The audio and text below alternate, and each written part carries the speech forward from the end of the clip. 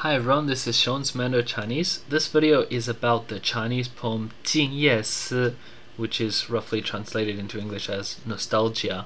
It's a famous Tang Shi or poem from the Tang Dynasty, and it's very well known among Chinese people. So first I'll just recite it briefly so you can get a feel for it.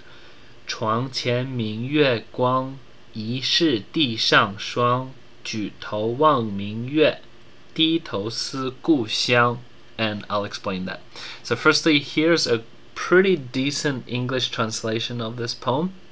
Moonlight beams before the bed, suspected frost on the ground. Raised head beholds the bright moon, lowered head nostalgic for hometown. So this poem is about a traveler, and he's gone far away from his hometown, presumably for work or other purposes. And basically the poem is about how late at night, with a bright moonlight shining through his window, he sees this moonlight, and it's winter, so that's where the line "suspected frost on the ground" comes. So there's this bright moonlight shining in front of his bed. Because of the cold, he suspects there's frost on the ground. He raises his head to look at the bright moon, but he lowers his head and then thinks about his hometown. So here's an explanation of each line of the poem. 床前明月光. 床 means bed. 前 means before or in front of. 明月 means bright moon.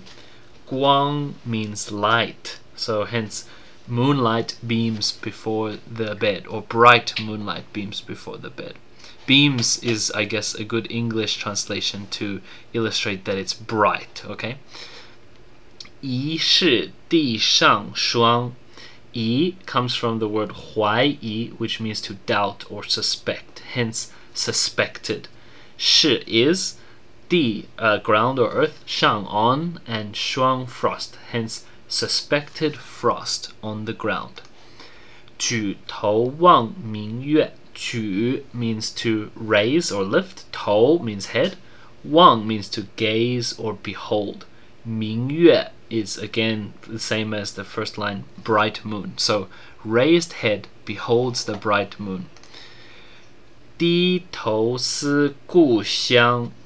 So 低 is the opposite of 举. So 低 means to drop or lower. 头 again is head.